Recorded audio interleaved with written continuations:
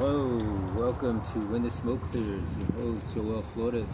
I like to get my podcast started always with a moment of silence for the addict who still suffers. So, if you would, moment of silence.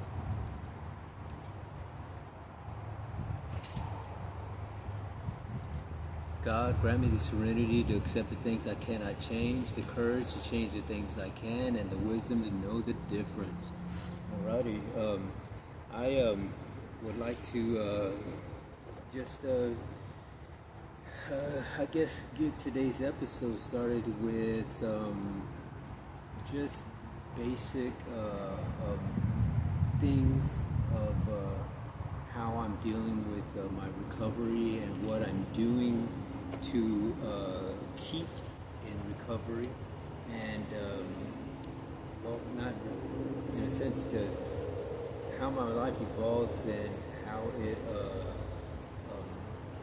intertwines with recovery, the community recovery, and the spiritual part of recovery.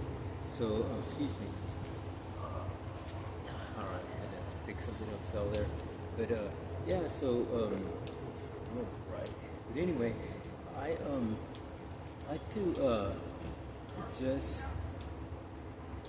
let people know, the audience, that my recovery is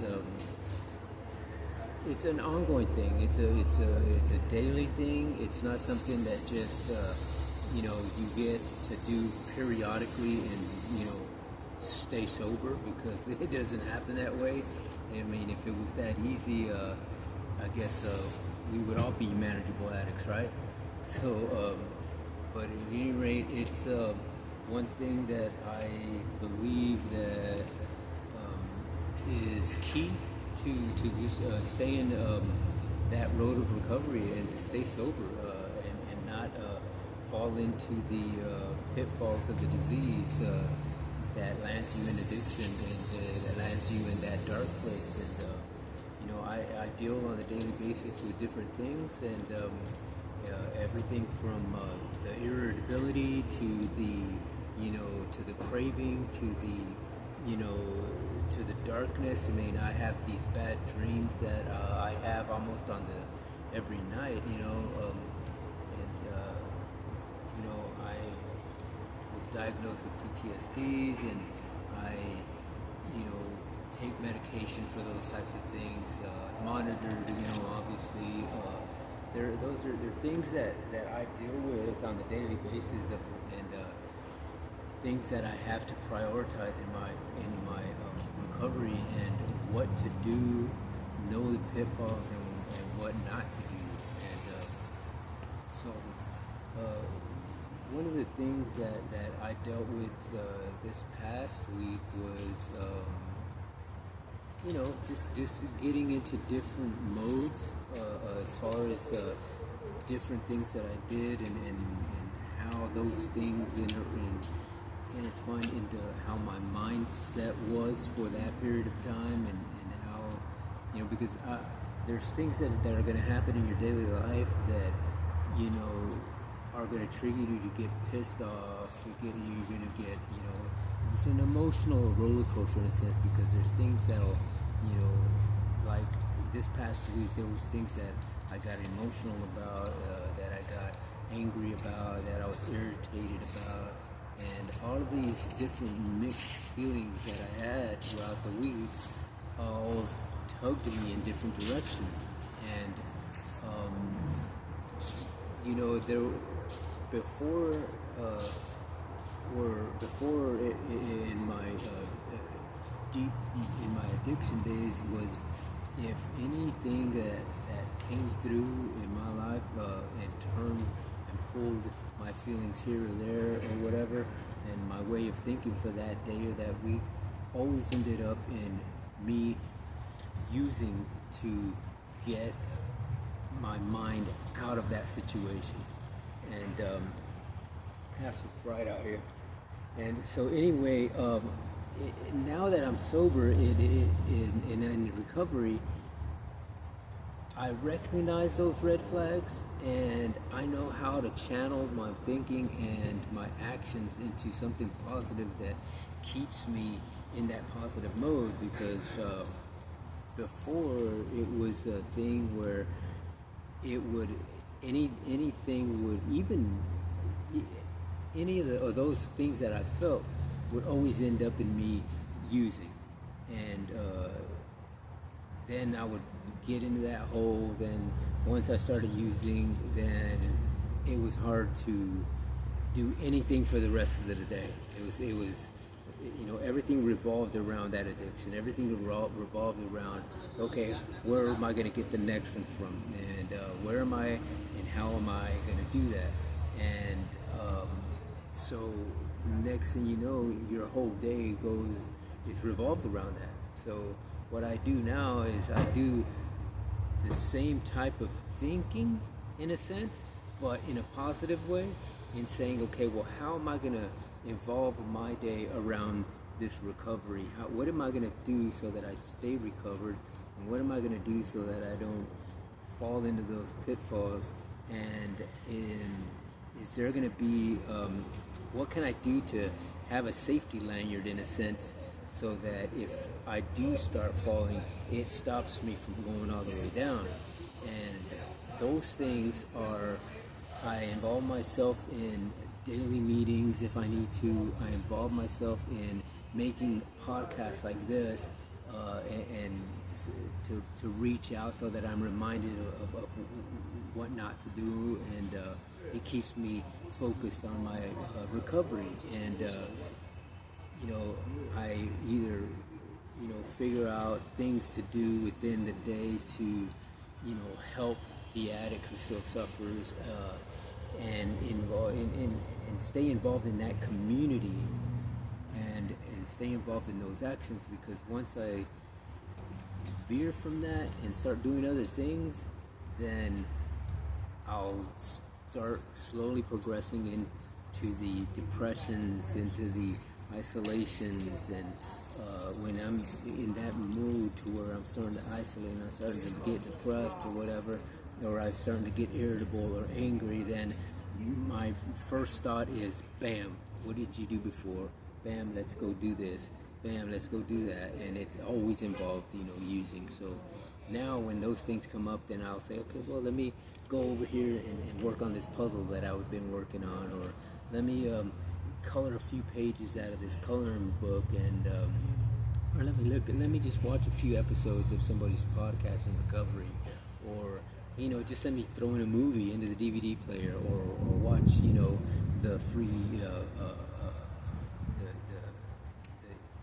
Tubes, or the Plutos, or anything that doesn't cost me any money to do that. And I did an episode before of how I spent weekends, or how I spend weekends in recovery, and these things you can do on a daily basis. You can go to the mall and window shop and just spend a few hours there, just hanging out and doing something else that keeps your mind off of the addiction. And there's plenty of museums in the city.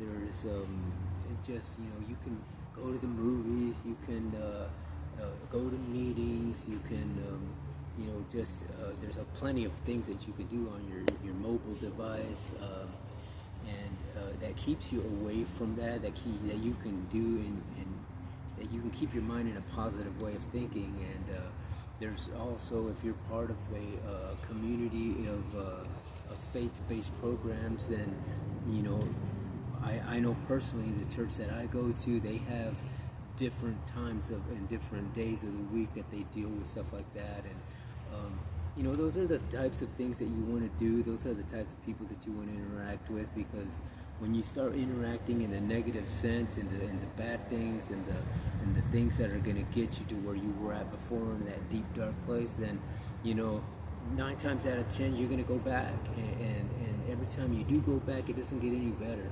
You always wind up back in the same spot that you left off, and just things will get progressively worse. So just know that if you stay in the positive realm, if you stay in the realm of positivity, if you stay in the realm of these people who are going through what you go through, and do things that you do, recovery, community, and the faith-based communities. I mean, all of these things are helpful. I went today to see my therapist today down at the VA, and she's enrolling me in a creative, some creative therapy. So the creative therapy is a very good thing that you can do to help you in your journey, and there's different parts of the creative therapy that you can, and these are things that you can do on your own, and you can find these type of things in the community, that they have these little workshops that cost you no money, and they are things like guitar lessons, or the clay thing where you do sculptures or stuff like that with clay, or just an art program where you just out there painting, and those are things that you can do on your own. You can go get canvases from like Hobby Lobby and just start painting what you feel. I mean, you don't have to be an artist and know how to draw things like that, but if you put those feelings that you're feeling into color and into a canvas, you'll be surprised and amazed at what kind of results you get. And the old theory that they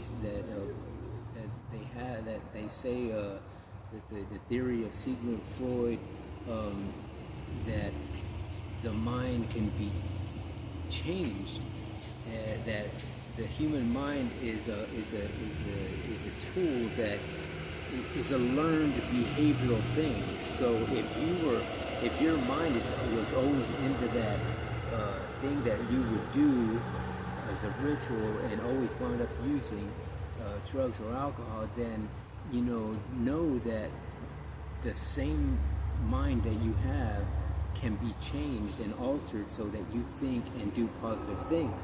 So you don't feel that it is an end of the road type thing, because there's always light at the end of the tunnel. And just the way it says in the big book and the NA book, that addicts help other addicts seek recovery and obtain it and keep you there. So at the same token, remember that the lifestyle of addiction, whether it's drugs or alcohol, it's always ends up the same way. It's always going to end up in institutionalized institutions, jail, or death. And I'm a living proof of that. So just know that the program works. If you need any help, I always give out my number, so you can send me a text, send me a message or whatever, at 210-278-2619, 210-278-2619. Email me at joelscorpflow@gmail.com. That's JOELSCORPFLO.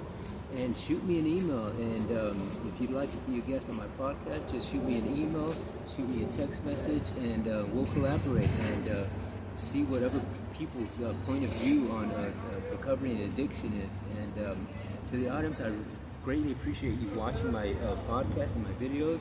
If you would, please hit the like button. And till next time, when the smoke clears, I'll see you.